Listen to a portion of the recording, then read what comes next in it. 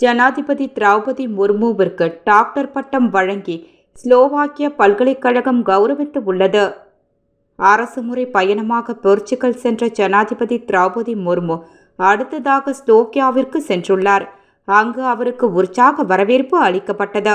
பின்னர் அதிபர் பீட்டர் பெல்கிரானியை ஜனாதிபதி திரௌபதி முர்மு சந்தித்து பேசினர். அப்போது இந்திய தத்துவ இலக்கியங்களின் ஸ்லோவாக்கிய மொழிபெயர்ப்பு அடங்கிய புத்தகங்களை ஜனாதிபதி திரௌபதி முர்முவுக்கு பரிசாக வழங்கப்பட்டது. அவர் ஸ்லோவாக்கியா கான்ஸ்டன்டின் பல்கலைக்கழக வளாகத்தை பார்வையிட்டார்.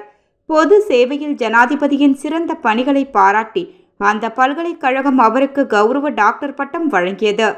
ஸ்லோவாக்கியாவில் நடந்த இந்திய சமூகத்தினரை ஜனாதிபதி திரௌபதி முர்மு சந்தித்தார்.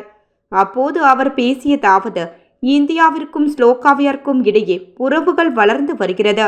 யோகா, ஆயுர்வேதம் மற்றும் இந்திய உணவு வகைகள் போன்றவற்றால் இந்திய பாரம்பரியம் பிரபலப்படுத்தப்படுகிறது.